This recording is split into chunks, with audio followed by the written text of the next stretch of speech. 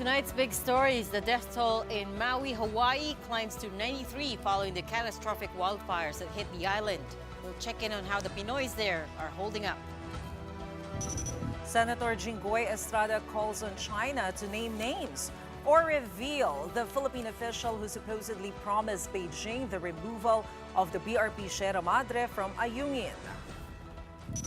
And we're just 11 days away from the opening of the FIBA World Cup.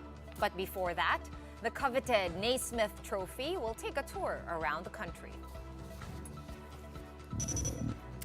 Welcome to the big story. I'm Regina Lay. I'm Maricel Halili. And I'm Sean Yao. We're starting off the week on a tragic note, sadly, with the death toll from the wildfires in Hawaii nearing 100. As many of you would have seen on social media, wildfires broke out in the U.S. island state last week, devastating towns like Lahaina in Maui. You can see here patches of gray land, homes, cars, trees, and establishments all reduced to ashes. At least 93 people are confirmed dead and over 1,000 remain missing.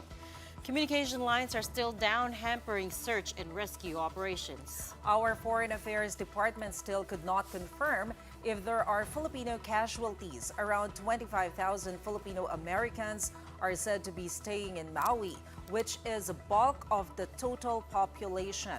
Search operations continue while authorities try to determine nationality of the victims and the missing individuals. Hard to say because they have no such figures, na?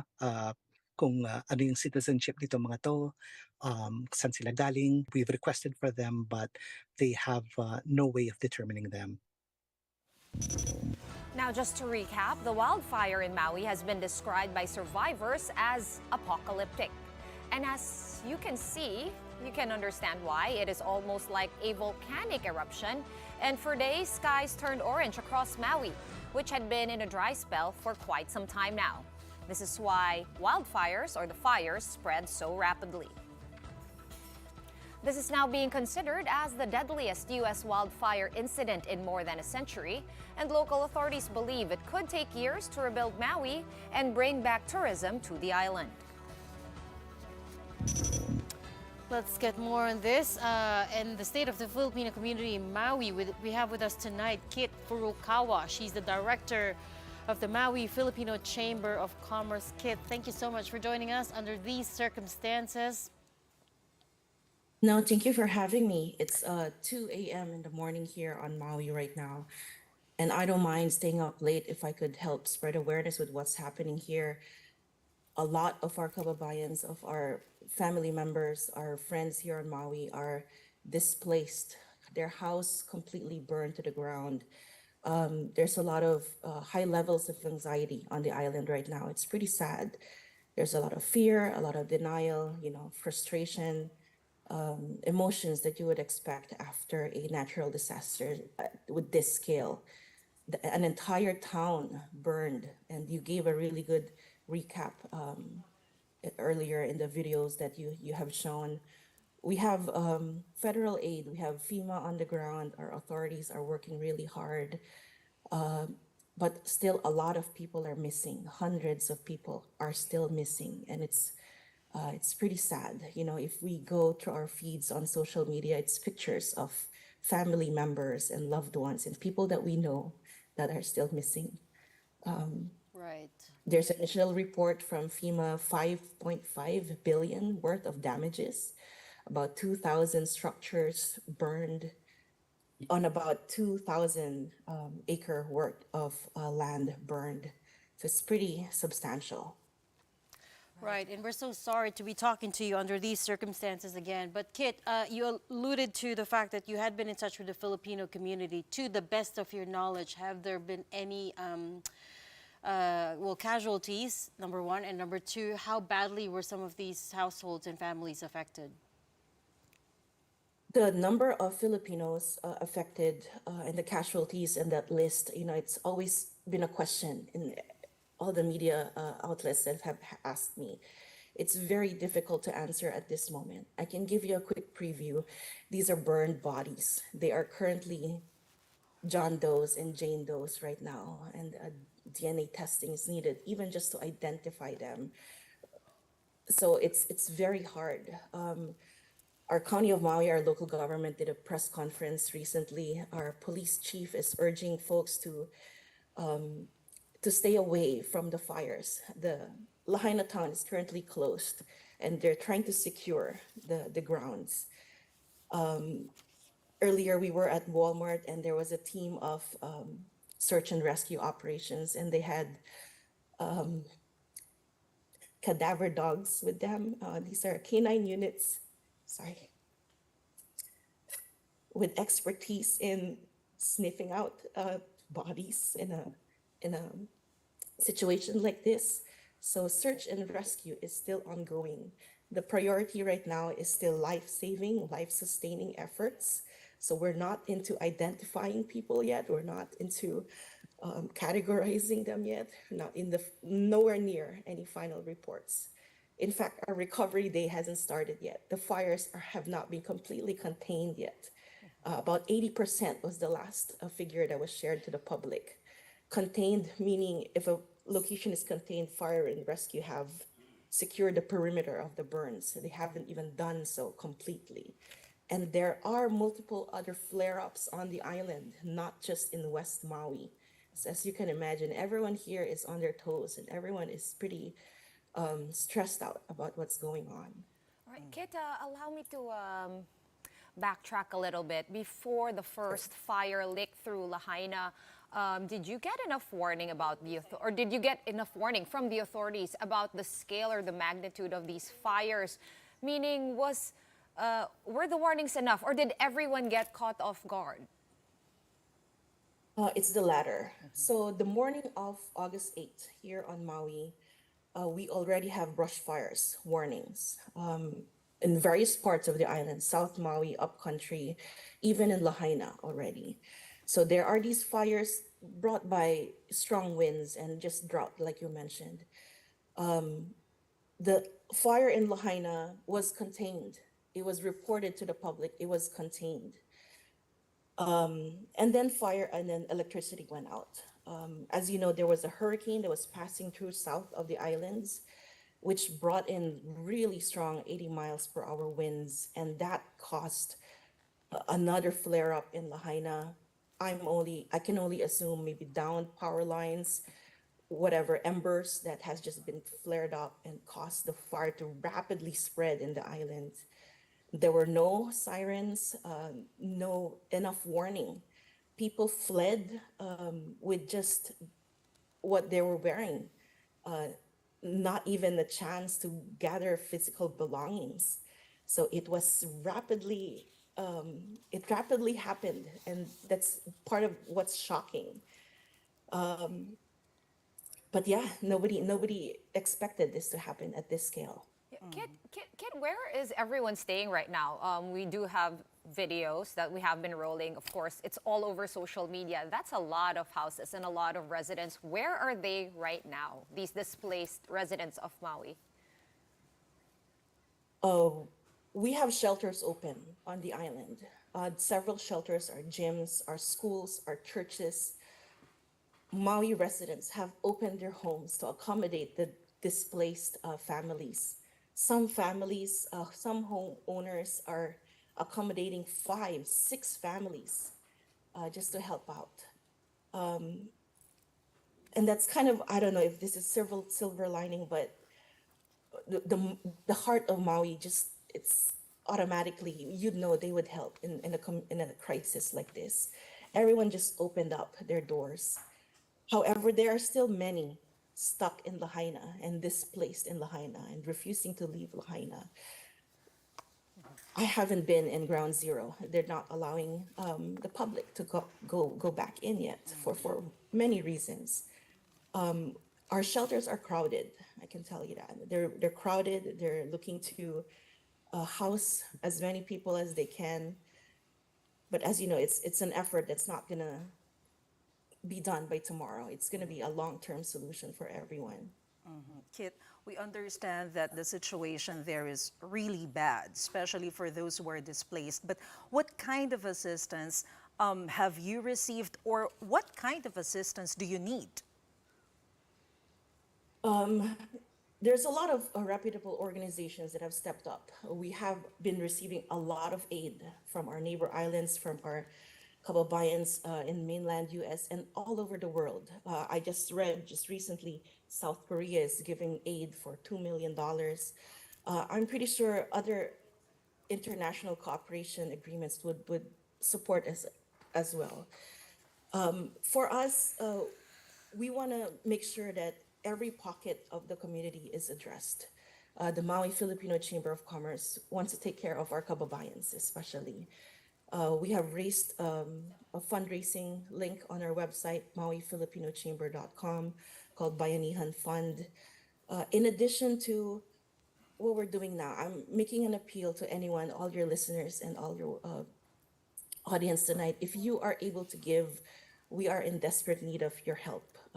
Financially, if you can, Maui United Way, Maui Food Bank, Hawaii Community Foundation.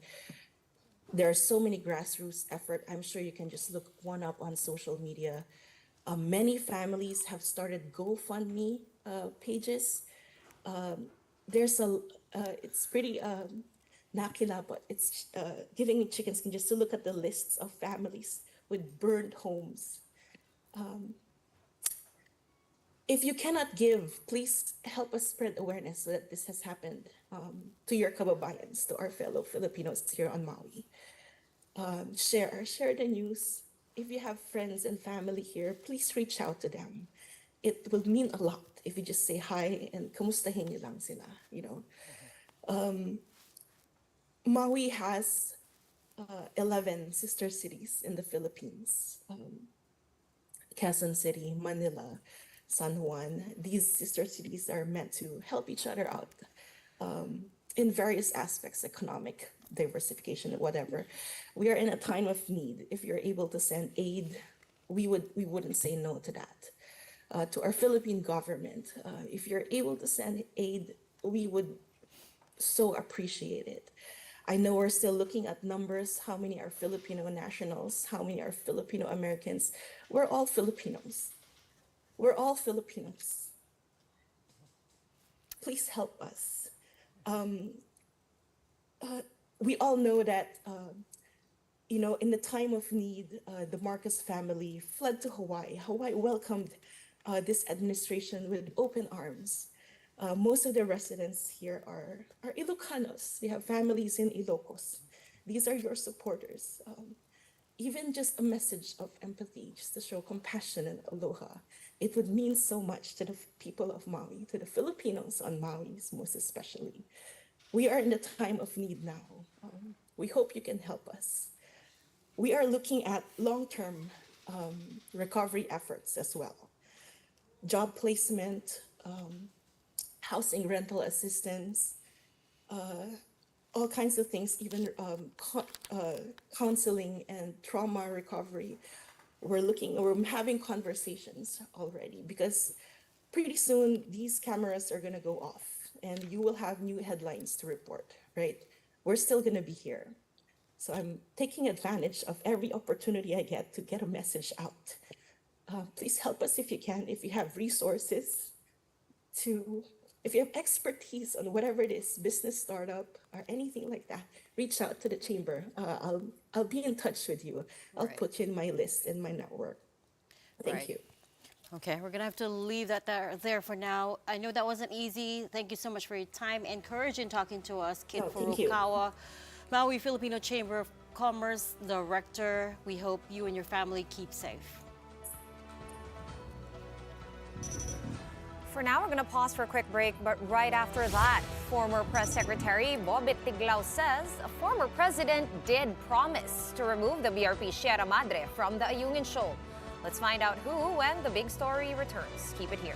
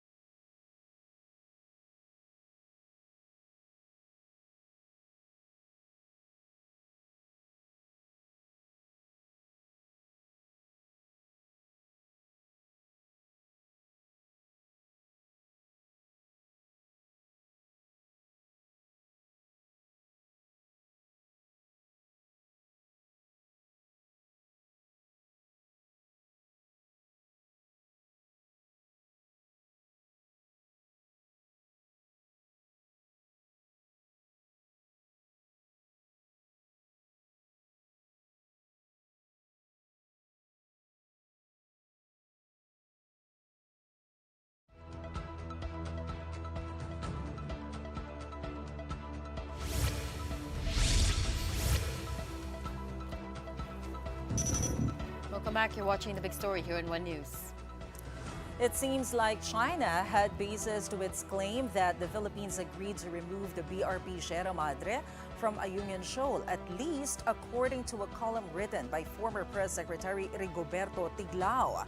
Now, for those who don't know, the BRP Sierra Madre serves as the Philippines' outpost in the West Philippine Sea. So in this column, Tiglao says it was former President Joseph Estrada who promised to tow away the BRP Sierra Madre from the Ayungin Shoal back in 1999. Tiglao claims that though the commitment is verbal, this was actually mentioned in several documents. Tiglao also showed some copies of supposed confidential memoranda that are supposedly from the DFA. These documents supposedly mention meetings between Philippines and Chinese officials on the removal of the outpost from Ayungin.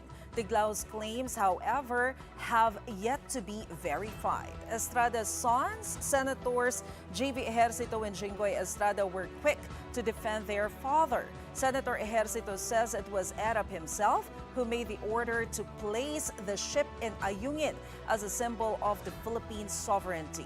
Senator Estrada, meanwhile, dared China to name the official who promised to remove the BRP Sierra Madre from Ayungin.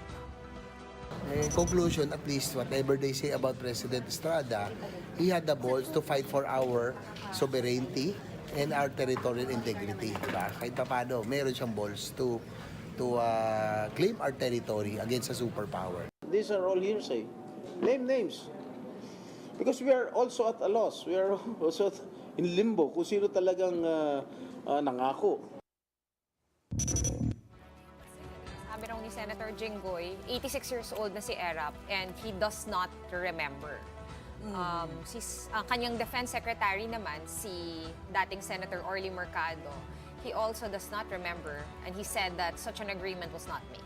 And if there was, verbal pa. So where do you go from here, right? So how can you show proof kung Exactly. verbal naman pala siya? Although at that time nga, sabi nga ni Senator Orly, Secretary Orly, it was him together with the officials of AFP who decided to put BRP Sierra Madre in the area. Of course, to prove na yung presence natin hindi mawala doon. To keep it a permanent presence in the Ayungin Shoal. Yes. Meanwhile, despite these, the Chinese embassy is standing by its claim that the promise made by the Philippines to China was documented, though it hopes to resolve the issue through bilateral dialogues. It's been 24 years, and the Philippine side is yet to honor its commitment. The Chinese side, however, has always exerted the utmost restraint with a view to maintaining the relations with the Philippines and safeguarding regional peace and stability. Now here's how senators reacted to China's latest statements.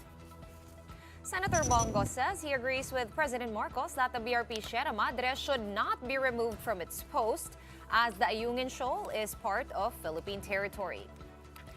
Meanwhile, Senator Win Gatchalian is pushing for the establishment of the country's archipelagic sea lanes to protect our national security and economic and environmental interests in the West Philippine Sea. And for Senate President Mig Zubiri, it's time to remove Chinese cell towers and military camps, also for the country's security. Zubiri fears that these could be used to put our troops under surveillance. But international studies expert Romel Banlawi is calling for calm, saying being suspicious of China will only inflame tensions. In my view, if there is a friendly relationship between the Philippines and China, there is no reason for us to be suspicious of China's activities in the Philippines. I think that is the crux of our problem with China, that we are very suspicious of China. We've heard what officials and experts had to say about this issue, and let's now hear what Filipinos believe the government should do. A survey conducted by the Okta Research Group shows that majority of Filipinos, or about 70%, prefer that the matter be handled through diplomacy and other peaceful means. On the other hand, 65%, still a huge number, believe that the Marcos administration should use military action. 61% are calling for the modernization of the military, while 19% want to just shelve the dispute.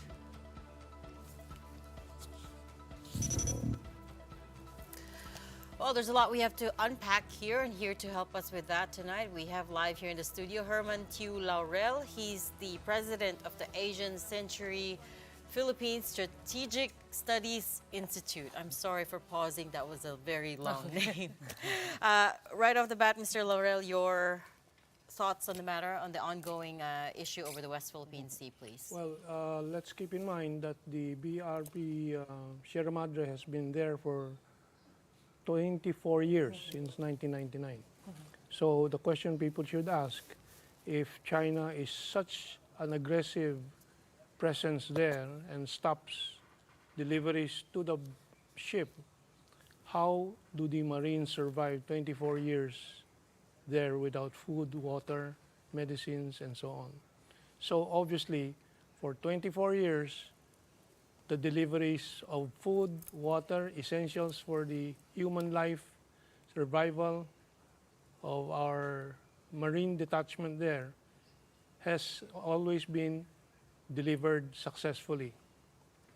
Am I correct in that question? I think Actually, there were let's see. previous There were incidents. some incidents. There were some Just to incidents, but you're clarify. talking about 24 years. How many incidents that you recall? A dozen? We half a ran dozen?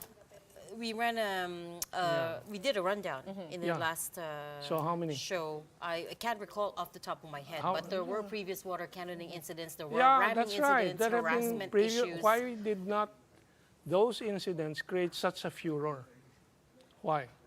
They did. No, they didn't did. cause this kind of a furor where people are being called traitors to the country just because they're trying to explain the entire picture. I think, Since you brought it up, sir, it hold, has- hold on. Let me just read that quote out loud. Yes. Since you brought it up already. This is Philippine Coast Guard spokesman Commodore J. Tariela, who said, if you're a Filipino, whether in government or private sector, regardless of your politics, defending and making excuses for China's aggressive behavior should deem you unpatriotic and a traitor to the Philippines. Well, it is and to our Tariela people. who is unpatriotic and traitorous because he just came back from the United States. We have evidence there to show him thanking the U.S. government for his 3-week course there and so on and so forth. He's a tainted source. So are many other Filipinos posing as patriots and nationalists over these issues. When Claro M. Recto or Renato Constantino writes books about the colonization of the Philippines, the colonial mentality of the Philippines, is that being treasonous? You know, because these are realities. You know. But my question is still, how many instances? Half a dozen? A dozen? I am believe not- the point of contention now, Mr. Tiglao, is the fact that in the recent incidents, they have gotten a little bit more heated. The water cannon incidents, The it water only started cannon- during the Duterte administration when it started to escalate. In 2021, there was another incident with Correct. the water cannon.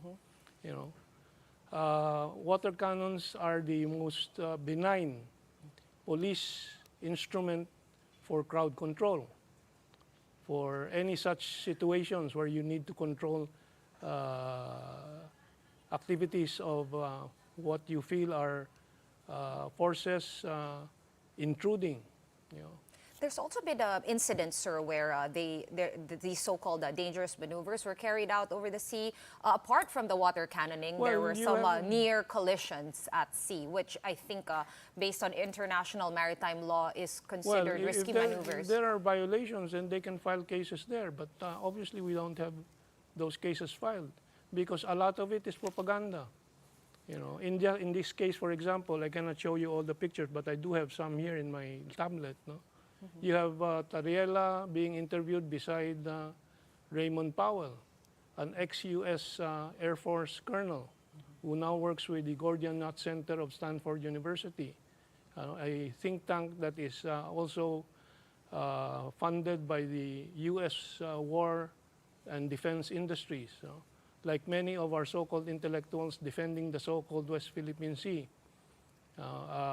People like Richard Haydarian, they're involved with the CSIS through the Albert Del Rosario Institute, you will see the connection of the ADRI with CSIS. CSIS is the new CIA, funded by, among others, U.S. government, Japanese government, and Raytheon, Rand Corporation, and all these other U.S. defense industries.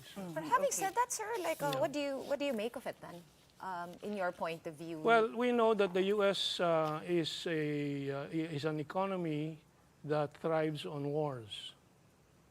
And they fund all these think tanks all over the world also that promote crises and situations where war can be triggered. Okay, so let's go back to the water cannon Yes. incident, okay? You mentioned that this is a benign way of controlling the situation, but this is different from the interpretation of the Philippine Coast Guard, because for them, this is very dangerous. If you watch the video, you can see how small our vessel is compared to the Chinese You vessel. can also see from the videos that the aim of the water cannon was at the front. If we will of the base it from the video provided by the Chinese government, but if it even comes if you from look at the video of the Philippine Coast Philippine Guard, it's side, different. from the Philippine side, it does not, hindi pinupuruhan kumbaga sa Tagalog. So ano yung ginagawa, Pero sir? look, Kung hindi look, mo I siya- mean, the video, you can see clearly, Yeah, sir. let's look at It's it. a Let's look David at and it. Goliath situation, Well, right? that's another matter. David and Goliath, of course. And when you It is say, good nga, it is a David and Right. Goliath situation, But- because if not, then you may have had a real clash already with the arms and so on. What is the strategy of China? China is exercising its sovereignty over the right. And areas, the second, in the areas. No? except the second part of this is that we did have AFP spokesperson Colonel Medel Aguilar here in the studio as well, and he said this was a premeditated move by China. Because it was a premeditated challenge to China's exercise of sovereignty. When you have a challenge, there is a response. You have an action, you But have a we reaction. hadn't challenged, premeditated, meaning they planned this ahead. Yes, because this was also planned because, again, if you go back to the roots of the incident, I investigated this. I talked to the reporter that broke the news in the Philippine media. The fellow that fed the news is Raymond Powell again, the ex-U.S. Air Force colonel. You know. Right. Okay, we but do the have picture- videos this time around, sir.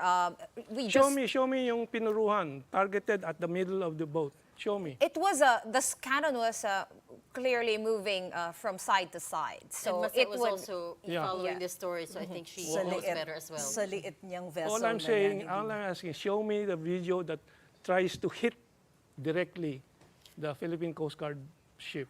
Okay, but let's talk So about... there is none. Let's talk There is none. We No, do, no, no, we do we have have a videos video. from the Show me. Philippine We're Show Coast me. Guard. trying to call up the There. video. What's no, that? meron pa eh. Saan There tumatama? There is did one have- taken from the smaller Philippine vessel. From inside the vessel. First of all, the If smaller we could just figure- call up the video, I'm calling out to the producers now. Yes, If you could so just call up the please show video that it. was I'm taken just from asking you inside to the show Philippine it. vessel, you'll Yeah. see Yeah. that here, I think this is No, it. let's see. Let's see. You'll see the impact of the water is very far, but you also see the waves towards the boat of the Philippine Okay, Coast But But let me Guard. get your regardless, point. regardless. So, Okay. while waiting for the video, I'd like to ask, what do you think of the sincerity of China when it comes to dialogue? Because during that time, the Philippine Coast Guard themselves said that actually the National Security Council mentioned that they tried to call China. They have a direct line, but the Chinese government did not answer. Both sides are claiming that they cannot contact each other, you know, or they cannot contact the other side. But today there's a news that I read that the Philippine side has officially cut off the hotline between the Coast Guard authorities of China and of the Philippines. No? So I'm still waiting for that video na targeting the body itself of the Philippine Coast Guard. But No. regardless, Oh, sir, what's that? What's that? Where is it? Where did it hit? Show me. was that the one taken from inside the Filipino vessel? Regardless, sir, you... Oh, I'm just trying to establish the fact. I have not seen So are any we. evidence. Yeah, right. Yeah, We're also okay. trying to establish Okay. facts here. Let And me when you talk about the reliability of the words of the Chinese government on this Okay. issue. And Jinggoy, Estrada's claiming there's no evidence. Well, let's take a third-party view. You know, from the previous spokesman of the Americans, Gregory Pauling. Oh, well, you're all waiting for that bullseye hit, no? There. Yeah. Where's There the we go. bullseye there? There, sir. That's not POV hitting. of the There, Filipino vessel sir, is right that there, is sir. right Ayungin. there. The water is hitting it, sir. We can't get any clearer than this No. video.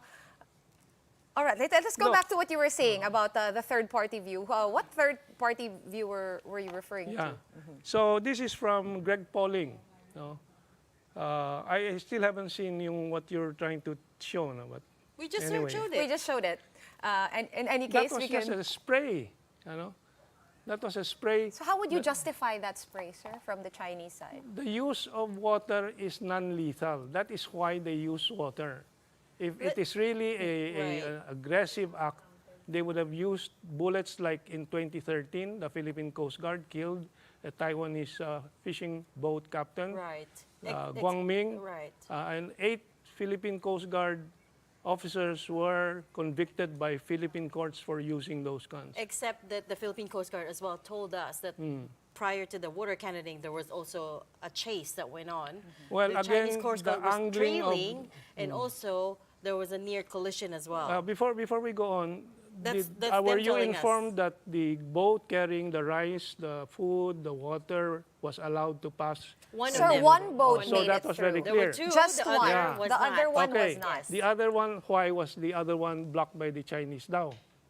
It was blocked because the food that well, It was I don't know not- why it was blocked, Well, but the the- supplies on board were definitely ruined by water damage. The supplies on board, as the Chinese side says, is construction materials. Maybe steel bars for construction, welding equipment, and so on. Do you have evidence of that, sir? Well, that is the bone of contention now. Of course, the Chinese vessels are also asked, how do you know what's inside? Well, in order to establish that, you would have to board it and inspect. And I think in such situations, there are some communication by radio, and the request by one side to inspect if you're coming in with a bigger boat that can carry construction materials. That's why one of the agreements, according to the Chinese side, which we have read even many years before, is that the boats bringing food and other sustenance to the BRP Sierra Madre should be small boats, not capable of carrying. That's why the small boat was allowed to go through. So we are establishing first that the Chinese Coast Guard is not blocking everything. It is allowing humanitarian goods to I reach the think the Marines. Philippine Coast Guard disagrees with you on that, but Yeah. also What did they say? they said that they were blocked. They said that they The were food was trailed. blocked, but we They just were trailed, agreed that they were blocked, and then they were water We just cannoned. agreed that you also said yes, the boat carrying the food and the rice and so Sir, on was one allowed. boat made it, so there was still a blockage that happened because not all of the supply boats were able to make it. Well, first of all, we have to make clear the humanitarian supplies versus construction materials. But Again, sir, why that's would not we have to? confirmed, though. Okay, so, That's so not Yeah. confirmed. what's So I the know that- point that you would like Your to question make? is why would the Philippines have to ask for permission? Yes, because it's inside our Well, that's exclusive why I economic was explaining zone. from Yeah. the very beginning, China is exercising its sovereignty Right. over the So area. China doesn't recognize the fact that we have a exclusive economic zone. Well, Because the other parts that we are It's all not- arguing about, it's they not might all- be outside the EEZ, but It's- the Ayungin shoal itself That is what inside. the Philippine side says. We have our EEZ there. But it's not only China So who's it's not saying- just the Sir, Philippines that sorry, says that. This is- exactly. It's the an- 2016 Arbitral Tribunal, which already ruled that it's a low tide feature forming part of the exclusive economic zone of the Philippines. Okay, you want to go to legalities, let's discuss that. First of all, it is not only China questioning or not accepting the Philippine claims about EEZ and territory. What other countries are not accepting it? Are you aware of that? What are the other countries? Malaysia, ahead, sir. Brunei, Vietnam, and Taiwan. Because they have their claims of they have their territorial claims over it also, or EEZ claims over it also. Right? So I'm establishing first You do not have Regardless, Carry on, sir. but the point is that the Philippines accepts the ruling, right? Well, And- the Philippines accept the ruling, but 5 other countries don't necessarily accept But the who are these rulings. 5 other countries? They're not claimant. not- they're we're- not we're involved not- in the incident They're anyway. We're claim- talking only about the they are Philippine incident claimants. versus The China. incident is based on the claims. Okay? Right. The incident is based on the sovereignty being exercised by one country over another's challenge to the claim. Yes, That but we're is only why- talking about the Ayungin show Yeah. in this specific case, what is and your- nobody else is making Yeah, a claim and- to it.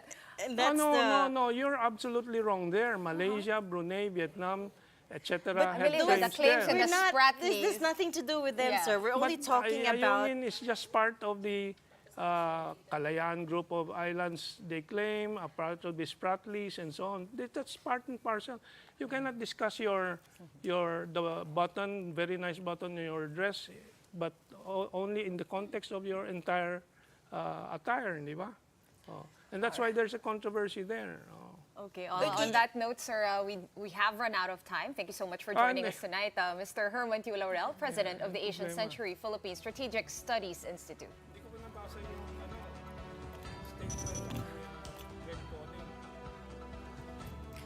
We're going to pause for a quick one, but up next, a fishers group says dredging activities in the coastal waters of Cavite is persisting despite the government's suspension of reclamation activities in Manila Bay. The details when we return.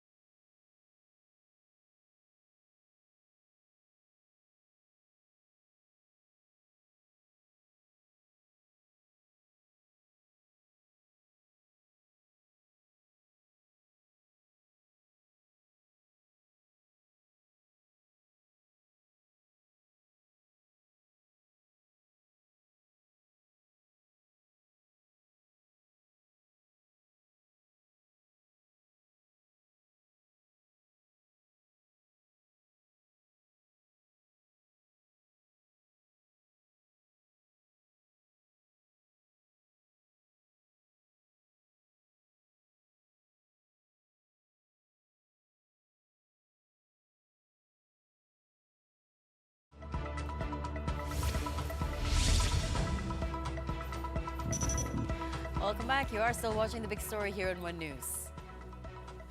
It's barely a week since President Marcos ordered the suspension of reclamation projects in Manila Bay, yet a fisherfolk group says dredging is still ongoing, particularly in the coastal waters of Cavite.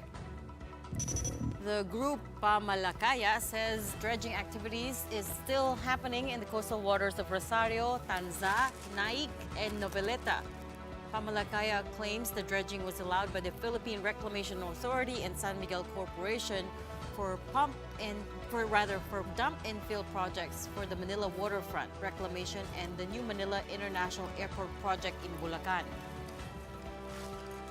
Pamalakaya says these dredging activities should also have been covered by the suspension order.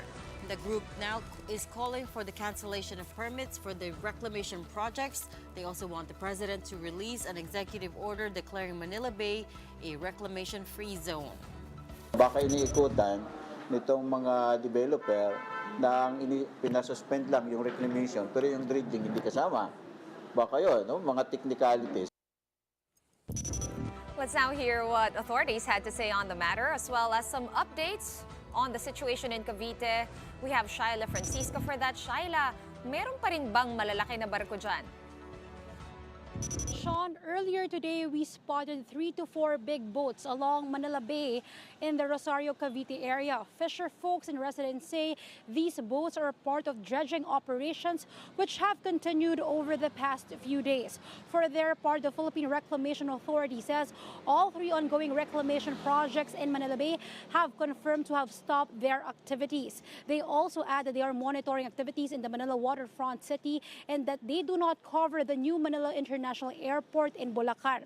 San Miguel Corporation meanwhile clarified that the airport in Bulacan is not being built on reclaimed land. The DNR has yet to respond to the issue. Sean? Thanks for that, Shaila Francisco. Now, moving on to another topic, a lasting legacy of the Marcos administration on basic education. That's how Vice President and Education Secretary Sara Duterte describes the revised Matatag K-10 curriculum.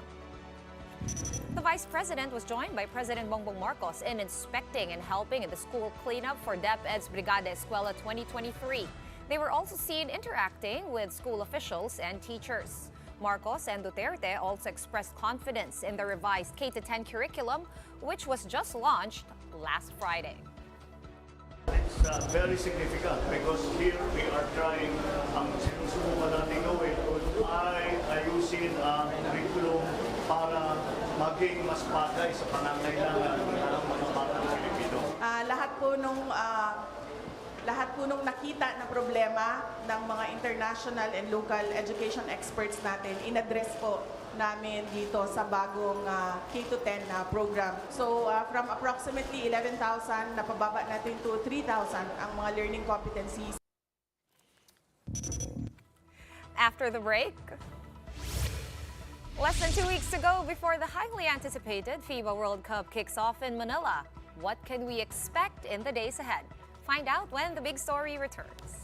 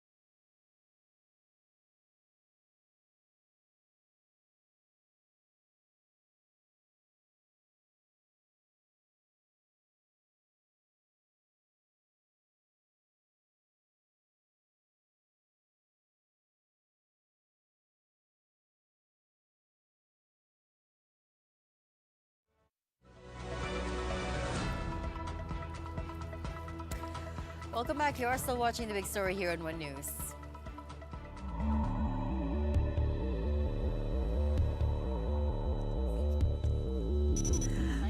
Yes, so wait for the FIBA World Cup is getting more and more exciting as each day passes. Now, here's a treat for basketball enthusiasts across the country.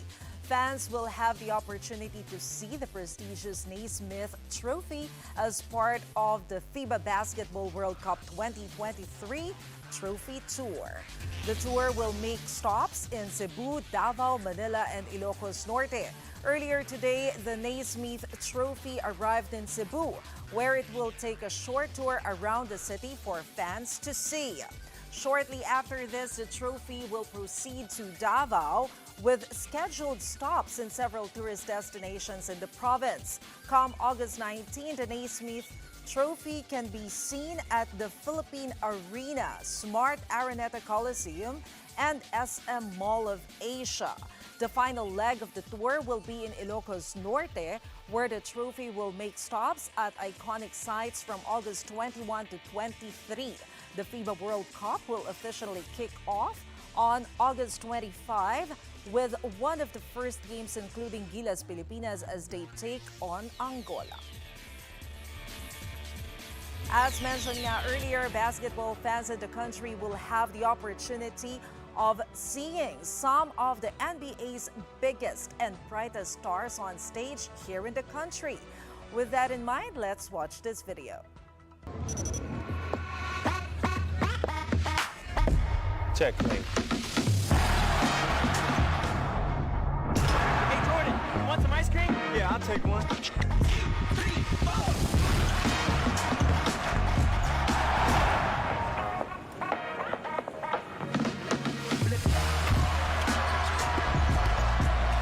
The FIBA Basketball World Cup 2023 tips off on August 25th.